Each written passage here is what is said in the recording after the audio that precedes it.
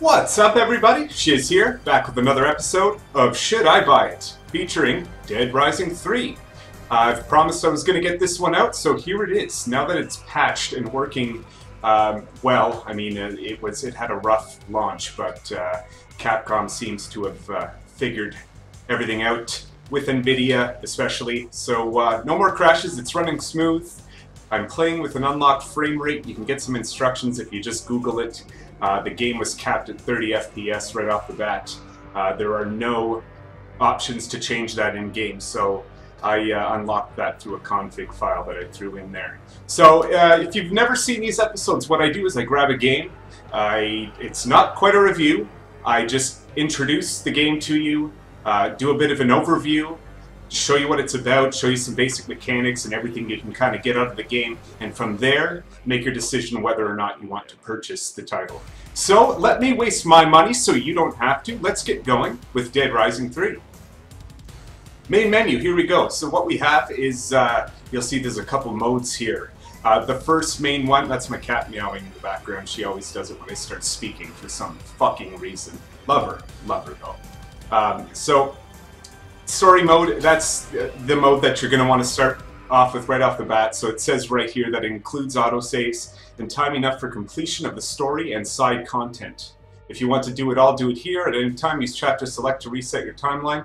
To do a chapter you completed, you'll keep the character progress, making the challenges easier the next time through. So, Capcom said, I think once upon a time at E3, I believe it was, that there would be no time limit in Dead Rising 3. There is a time limit. It's a 7-day countdown. I think it's 7 days. And it does start when you start doing the story missions. And you have 7 days to get out of the city. If you don't complete it in the 7 days, game over. You have to start over. You can load at any point. You'll see here a previous chapter. So, and when you do so, it will keep everything you have on your character. The whole idea with this game is multiple playthroughs. I think that's what Capcom's trying to get across. There's so much to do in it, so much to see. Side missions, collectibles, you know, blueprints, all kinds of shit. So the idea is they want you to go back and play it again. The time limit is there, and it's appropriate, I must say. It's a little weird because it feels sandbox, and at the same time it's like, why can't I explore, or I'm having trouble exploring because of this goddamn time limit. But without the time limit, there wouldn't really be any stress. It's a very, it's kind of easy. I'm gonna say that. So there's no stress to the game, I find. If you're playing on normal mode, and if you didn't have a time limit, it would just be too, I think, easy, and it would get a little tedious. I don't know. It's just, there's fucking tons of zombies. There are difficult parts, you know, there's certain situations that are challenging, but all in all, if you didn't have these time limits counting down on missions and on the main story, it wouldn't be the same. So I can't really blame them for that. So you'll see here at any point you can restart your story, it'll restart the progress, but it will save your character. And this lets you keep going to get other challenges and get the rest of the collectibles that you may have missed. You'll see here that I'm on chapter 3, and I have 4 days, 23 hours left. I think there's 7 chapters in the game, so I'm doing alright. I have lots of time. It's, you know, time really isn't that big of an issue. I'm already level 13, but just it's kind of note that the time limit before you make the purchase. It's still worth having. If you like killing zombies, this game has it all. There's hundreds and thousands of zombies to kill, tons of collectibles. The combat's fun. You can kill them with anything. The weapons feel great. There's recipes where you can mash weapons together, and there's all kinds of them, and each weapon you pick up and use, and there's hundreds, there seems to be, feels unique. So that's, I kind of, you know, tip my hat to that. Good job, Capcom, on that front. You'll see here we also have a nightmare mode. So this is kind of the same thing, except your time limit is moving a lot faster, and zombies are a lot harder. Pretty straightforward. Untold Stories, we have episodes 1 to 4. Now this, I'm not sure if it's DLC. I'm not going to click it now because I'm not here to show you this today, but it says play through the untold stories of other citizens of Los Perdidos. Los Perdidos is a remade LA, for any of you wondering that. So there's more, you know, more stuff to do. Online, you have online play. You can go right into matchmaking. You can get in there with one other person and start killing zombies together, which could be fun. I personally prefer single player on my first playthrough, so that is the route I went. So we're going to load up here, story mode. Once again, I'm playing 60 FPS, and I'm running 2 Titans. The game runs smooth enough for me, so I know I've read a lot online about you requiring a beastly computer to run this game. There's a lot of zombies to process on the screen. You'll see what I'm talking about. So I just finished a story mission. Just to give you an example, the story mission ended. I was right standing where it ended. I saved my game from the menu because you can do that at any point in Dead Rising 3. And now I'm going to load back in, so you'll see I should restart in a garage or a safe house of some sort. So here I am in my wacky outfit. We all know Dead Rising 3 gets kind of silly. Here we go, a call, let's take it. Bro, got some old lady making soup in those crack houses in England. Check it. So what he did there, you'll see in the bottom left above the map, there's those 2 bars that are counting down. Investigate, bite the bull, investigate the houses. Those are side missions. So you unlock experience points called PP in this game, and side missions are quite worth it to do that.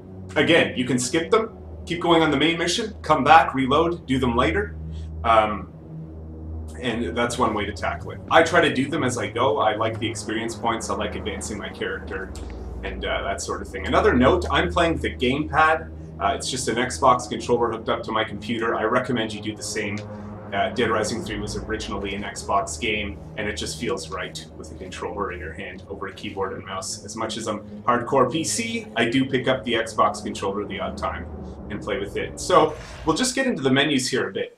You'll see I have map and missions. This is the entire map of Los Perdidos. You know, you're looking at it, you're thinking, it doesn't look too big. It's quite big, and I'm talking like it's littered with zombies. And that's what makes it seem big. To get from here to here is quite a trek with all the zombies in the way. I mean, if it had a city as big as, you know, San Andreas, it would impossible on I think a technical side of things, but it's just the zombies make traveling a chore. Not a chore, it's fun, but that's kind of why it's not the biggest map you've ever seen. It still feels really big when you're in it though, so don't worry about that. You'll see here we have the kind of skill tree system. As you unlock PP, it gives you points that you can spend, and it improves a range of things. I mean, I'm going mostly melee here with, you know, which unlocks some moves as I go, increases your damage and durability. We all know that as we're killing zombies with anything we find in this game, everything has durability. Weapons break, you have to find a new one. You can't just keep using the same weapon the whole game. Inventory. You have a inventory bar, or wheel I should say, that comes up by holding right mouse button, and this kind of unlocks more slots as you go, gives you an extra life cube, you know, some life regen, all kinds of little RPG-ish elements in there. You know, ranged mechanics, so you can vehicle crafting, right? Combo crafting speed and combos. Combos, when I say combos, I'm referring to weapon combos. These are crafted weapons that you can only get by crafting. Agility, more like you're dodging, sprinting, that kind of thing. And smart. So I went right into smarts. You'll see I'm leveling it up over everything because I want the extra. It seems to give you a lot of XP bonuses. You know, it's got the plus PP gain, so I thought, you know, I'm going through it, might as well take these ones early to get the most out of it as I go. Vehicle blueprints, I'm in this garage. The beautiful thing about weapons and vehicles in this is if you're in a garage or a safe house, Safe houses, you can customize your outfit, choose anything you want to wear. More on that in a second. And choose your weapons. You don't have to find anything. If you just go to the weapons locker, you can choose the combo of the blueprint you have. It'll automatically craft it for you, and you can get it in your inventory right away. The same with vehicle blueprints. You don't have to find these. You kind of unlock them as you go, whether you find them or they're unlocked through a story mission. And then you get one in the garage, which I will also show you in a minute. And then a whole bunch of, and this is just, you know, a very small amount of the potential, and they're so fun, you know, like tenderizers. You got these spikes hooked up to these MMA gloves, and it shows you what components you need there. When it comes to crafting on the go, you can do that as long as you pick up 2 items that can form a combo. You hold the right mouse button, like so, it'll bring up the menu, and then you'll see where it says use there, for example, it will say combo instead. It will show the A button, and you can click it, and it will merge the two. You'll go in to like a crouched position, and you'll start crafting, so make sure there's no zombies around, and then you'll get the item you wanted to craft. So you craft on the go in Dead Rising 3, which is great. And that's pretty well it. The map kind of lays your missions out. You'll see the side missions there. They have time bars. If I let the time bar run out, I'll fail the mission and I can't do it and get the rewards. So everything's pretty frantic, which makes it very nice.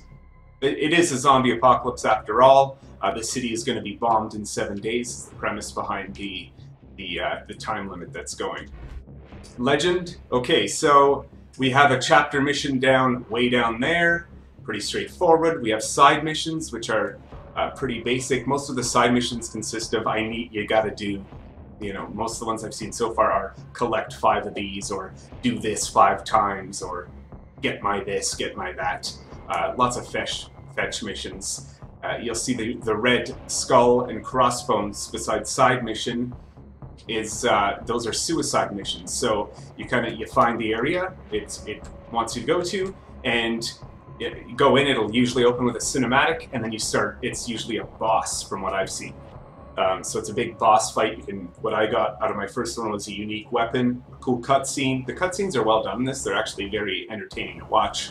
Whether the story's interesting or not, you know, the game's not made for that. It's not a story-driven sort of thing, but the cutscenes are definitely entertaining and well done.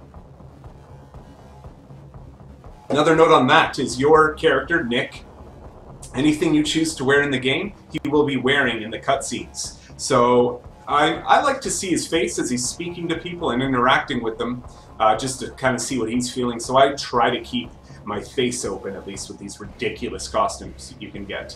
Survival training will give you like a challenge. Kill 20 zombies with an electrical weapon, for example, in under a minute. And then they have ratings of bronze, silver, or gold. You unlock more. I think you just get a lot of PP and maybe some items with that. Put it in the comments below if you have more about survival training. Waypoint's pretty straightforward. You can left click anywhere on the map and put a waypoint down.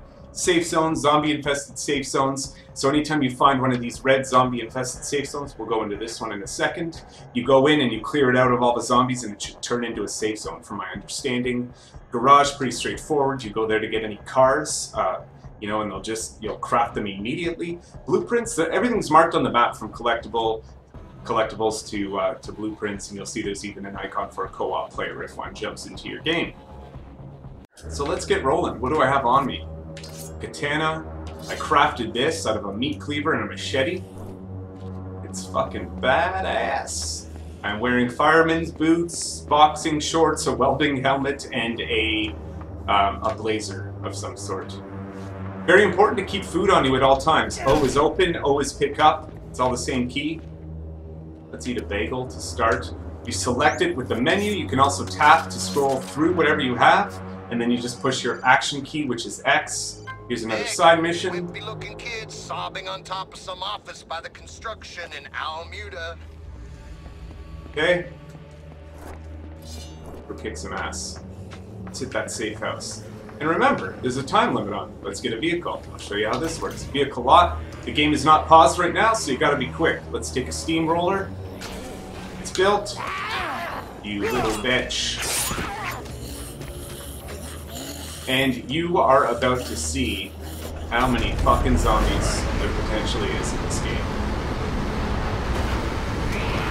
Alright, the steamroller, one of my favorites.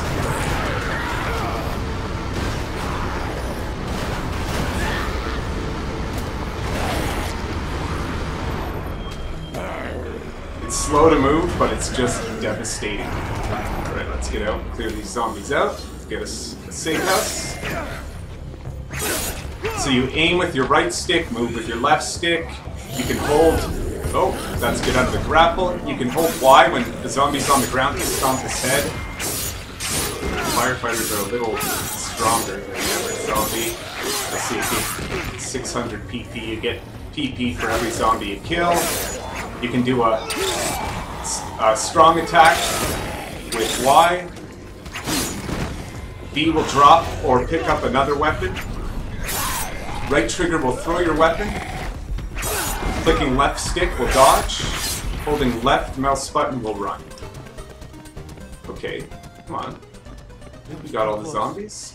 Let's go grab that blueprint while we're here.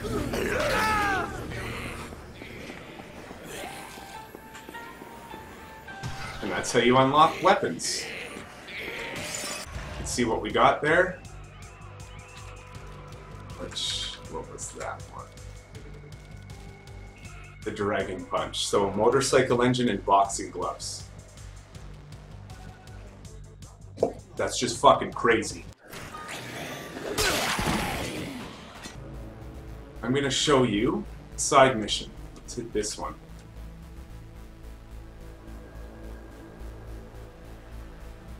I wish I could see what was what. Because I want to do the one with the least amount of time in it, which is investigate, fight the bull.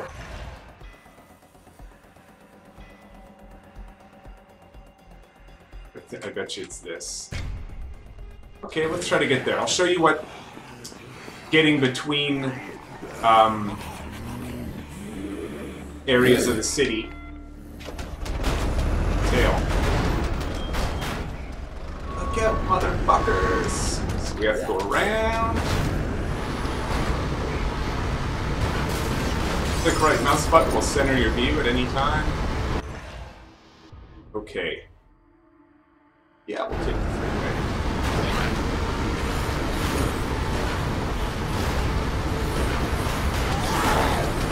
And you'll see the time,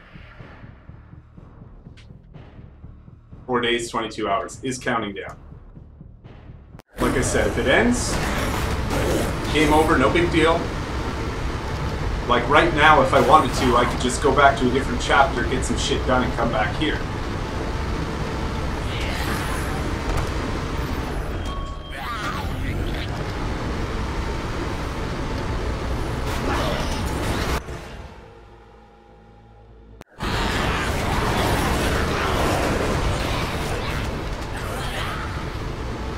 Let's see, I got 5,000 zombie kills. That was like an achievement of sorts, and it unlocked a whole shitload of PP for myself.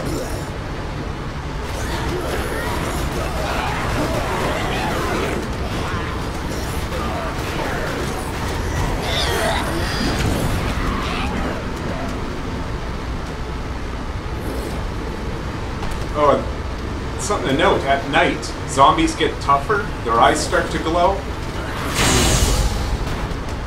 Throws them all. And they get, I think they get a bit faster.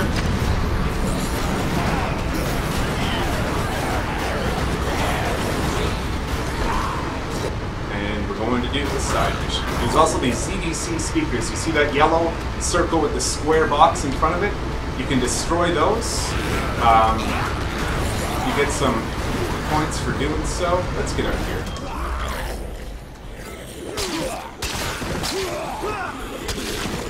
It's a tragic ending. What is it? How do we get it?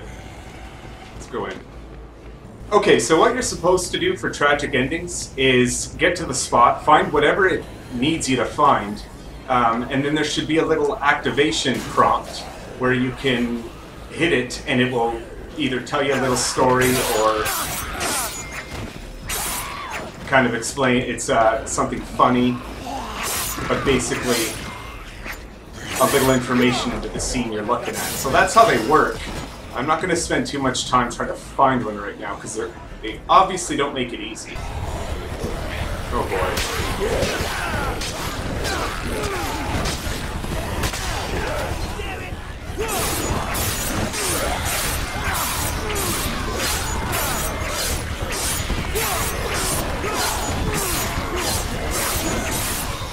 Anyway, let's say fuck the tragic ending for now.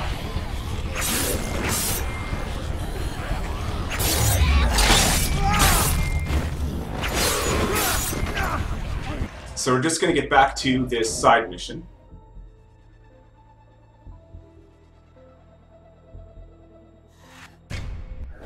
There. Let's see what it is. Very dangerous. Side mission. What are you doing in here? You're gonna freeze to death. You think I don't know that? Screw you, okay? I was scared. What else could I do? Hey, I know it's bad out there, but the first step is to try and calm down, and then... Calm down? What the hell are you saying? See, I don't even know which one this is. I hope it's Bite the Ball. God, I don't want to die. I used to base jump. Okay, can you believe that? I like to rush, but now I can't handle this. Talk to Rappy. Look, you're gonna die if you stay here. You're brave enough to base jump, so you must have what it takes to face what's out there. With what? My bare hands? I found some schematics for some kind of crazy combination weapon, but I can't think clearly. I can't do shit. Wait, schematics? Let's see. For some kind of combo weapon. Look, maybe I can help you, and you can share that schematic with me. Really? You do that? And there's an example of something you'll get out of the side mission. Together, maybe they'll help me face what's out there. Find a chainsaw, find a meat cleaver. Oh fuck, okay. Let's look around. Hey buddy, you holding up? Look, I found a meat cleaver. Wonderful. Okay. But don't think I'm leaving here. The schematics say I still need a chainsaw. So then you'd go find a chainsaw, pretty straightforward. It does sometimes point out where to find them, but probably not a meat cleaver or a chainsaw because they're just general items to find in the world. So that's a side mission. From there you can either recruit, you can get people to follow you, you can give them weapons to fight with you.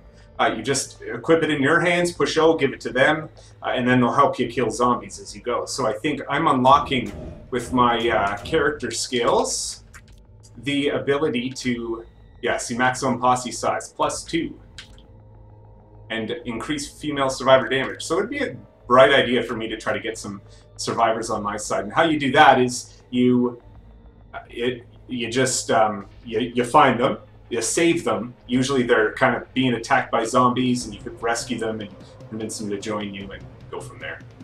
So that's Dead Rising 3 in a nutshell. I think it's a sufficient overview and introduction of the game to help you make the decision whether or not you want to buy it. There's lots to it. Like I said, you can restart, you can go back, you can collect tons to do. So the crafting, the different items, you can, not only can you hit with items, you can throw them. Like you can launch a fire axe and watch it spin and hit a zombie in the chest, which is, fuck, who doesn't like that? That's cool. And around that, you like zombies, you like action, you like wacky, you'll love Dead Rising 3. Give it a try. Check it out on Steam.